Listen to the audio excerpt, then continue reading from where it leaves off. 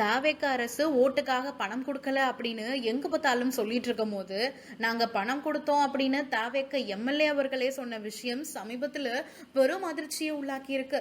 சேலம் மாவட்டம் ஓமலூர் சட்டமன்ற தொகுதியோடைய தாவேக்க வேட்பாளரா போட்டியிட்டவர் தான் அதியமான்.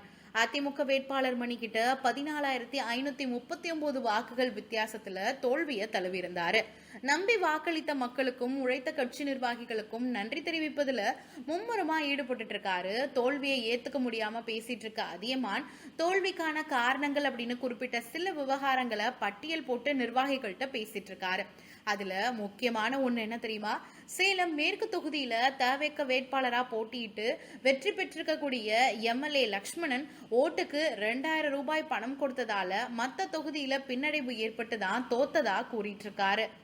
ஓமலூர் சட்டமன்ற தொகுதிக்கு உட்பட தீவட்டிப்பட்டியில கட்சி நிர்வாகிகளுக்கு நன்றி தெரிவிக்கும் கூட்டத்துல பேசின அதியமான், ஓமலூர் தொகுதிக்கு அருகில் இருக்கக்கூடிய சேலம் மேற்கு தொகுதியில நம்முடைய வேட்பாளர் லட்சுமணன் ஓட்டுக்கு 2000 ரூபாய் பணத்தை வழங்கி வெற்றி பெற்றிருக்காரு. ஆனா பக்கத்து தொகுதியில எதுவுமே நம்ம தரல. இதனால மக்கள் நம்ம மீது அதிருப்தி அடைந்தாங்க. மாத கணக்குல மக்கள் கிட்ட சென்று சேர்த்த பிரச்சாரம் எல்லாமே இவர் கொடுத்த பணத்தால வீணாயிடுச்சு. 6000 10,000 வாக்குகள் நமக்கு வராம போனது இதன் காரணமாகவே தோல்வியும் நமக்கு ஏற்பட்டிருக்குன்னு கொளுத்தி போட்டிருக்காரு. இந்த விவகாரம் சோசியல் மீடியால தீயா பரவிட்டு இருக்கு.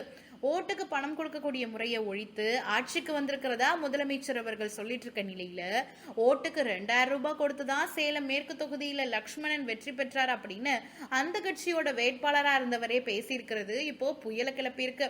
அதோட பின்னணி குறித்து தவேக நிர்வாகி என்ன சொல்லியிருக்காரு அப்படின்னா, அதியமான் பேசியிருக்கிறது உண்மைதான்.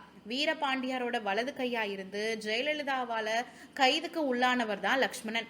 இன்ஸ்பெக்டரா இருந்த காலம் முதல் இப்ப வரையும் மக்கள் கிட்ட நல்ல பேர் பெருசா கிடையாது. அதிமுகல சீட் கேட்டாரு, ஆனா அவர் கேட்ட இந்த தொகுதி கிடைக்கல. உடனே எங்க கட்சியில சேர்ந்து சேலம் மேற்கு தொகுதியில போட்டியிட்டாரு. மத்த கட்சிகள் கூட 50-60% தான் வாக்காளர்களுக்கு பணம் வழங்கப்பட்டது.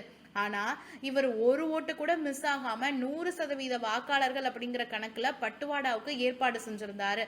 சேலம் மேற்கு தொகுதியில இவர் ஓட்டுக்கு பணம் வழங்கினது சுத்தி இருக்கக்கூடிய எல்லா தொகுதிகளிலுமே சலசலப்பை ஏற்படுத்தியிருக்கு.